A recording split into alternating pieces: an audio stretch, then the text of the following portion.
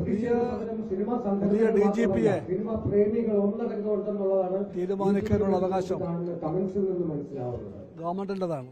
എന്റെ അഭിപ്രായത്തില് അത് ഗവൺമെന്റിന് വിട്ടുകൊടുക്കുക. എന്ന പേര് പറയുന്നു പുരാണങ്ങളിലൊക്കെ. നാളെ ജാതി പേര് വരികയാണെങ്കിൽ നമ്മളുടെ ഒരു പോലീസ് ഉദ്യോഗസ്ഥൻ പ്രതിനിധിയാണ് അയാളുടെ ദീർഘമായ സർവീസ് കാലയളവിൽ ഇടപെട്ട എല്ലാ കേസിന്റെയും അരമണിക്കൂർ താമസിച്ചാണ് പൂർവ്വകഥ നോക്കിയിട്ട് വേണം വേറൊരു പേര് കൂടെ സജസ്റ്റ് ചെയ്യാൻ. DGP-യെ വെക്കാൻ ഇതിനും പുരാണ കഥാപാത്രമാണ്. അതുകൊണ്ട് പ്രയാസമായിരിക്കും ചിലപ്പോൾ.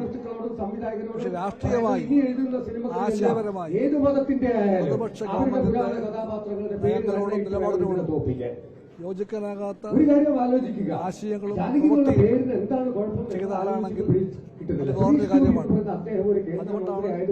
അതുകൊണ്ടാണ് കുമാറിന്റെ വിഷയത്തിൽ കമ്മ്യൂണിസ്റ്റ് പാർട്ടി ഒരു നിലപാട് സ്വീകരിച്ചത്. ആ നിലപാട് കമ്മ്യൂണിസ്റ്റ് പാർട്ടി എല്ലാ രംഗത്തും അതിനപ്പുറം ആര് DGP ആയാലും അതിനെപ്പറ്റി പറയാനോ കമ്മ്യൂണിസ്റ്റ് പാർട്ടി ഇല്ല. ജാനകി എന്ന് പറയുമ്പോൾ ഇപ്പോൾ കേസ് കോടതിയിൽ നിൽക്കുകയാണ്. നമ്മുടെ കേരളത്തിലെ രണ്ടാമത്തെ വനിതാ ജഡ്ജി എന്ന് പറയുന്നത് ജസ്റ്റിസ് പി ജാനകി അമ്മയാണ്. ഈ ഐക്യദാർഢ്യം സ്വാഭാവികമാണ്. കമ്മ്യൂണിസ്റ്റ് പാർട്ടി സർഗാത്മകതയുടെ പാർട്ടിയാണ്.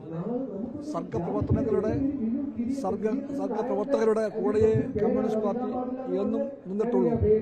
ഏറ്റവും ജീവത്തായ വിഷയത്തിൽ, ന്യായമായ കാര്യത്തിൽ സെൻസർ ബോർഡിന് മറപറ്റിക്കൊണ്ട് ഇന്ത്യൻ ഫാസിസ്റ്റുകൾ സിനിമാ ലോകത്തെ ആക്രമിക്കുമ്പോൾ ആക്രമിക്കപ്പെടുന്ന കലാകാരന്മാർക്കൊപ്പം നിൽക്കേണ്ടത് കമ്മ്യൂണിസ്റ്റ് പാർട്ടിയുടെ കടമയാണെന്ന ബോധ്യമാണ് എന്നെ ഇങ്ങോട്ടെത്തിച്ചത്. അതുകൊണ്ട് ഈ ഐക്യദാർഢ്യം വാക്കിൽ മാത്രമല്ല, സിനിമാ ലോകത്തിലെ എല്ലാ കലാകാരന്മാരോടും സഹോദരന്മാരോട് കമ്മ്യൂണിസ്റ്റ് പാർട്ടിക്ക് എന്നും എന്നും ഐക്യമുണ്ടായിരിക്കും. DGP നിയമനം വിശദീകരിക്കുന്നത് സർക്കാരാണെന്ന് പറയുന്നുണ്ട്. അതായത് ഈ ഇദ്ദേഹത്തെ DGP-യെ നിയമിച്ചതിലുള്ള എതിർപ്പ് പി ജയരാജൻ അടക്കമുള്ള നേതാക്കൾ ഇപ്പോൾ കൃത്യമായി പറയുന്നുണ്ട്.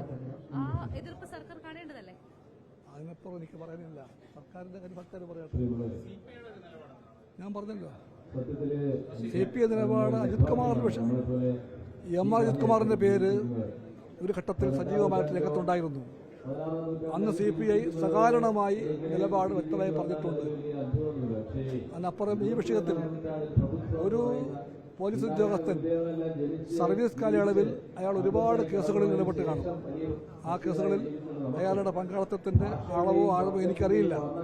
അതെല്ലാം നോക്കിയിട്ട് പണ്ടേതോ കാലത്തുള്ള ഏതോ സംഭവത്തിന്റെ പേരിൽ ഒരാൾക്ക് സർക്കാരിന്റെ ഭാഗത്തു നിന്ന് എല്ലായ്പ്പോഴും വൈരാഗ്യത്തിന്റെ മുദ്ര വേണമെന്ന് പറഞ്ഞാൽ അതേപ്പറ്റി എനിക്ക് അഭിപ്രായമല്ല ഉള്ളത്.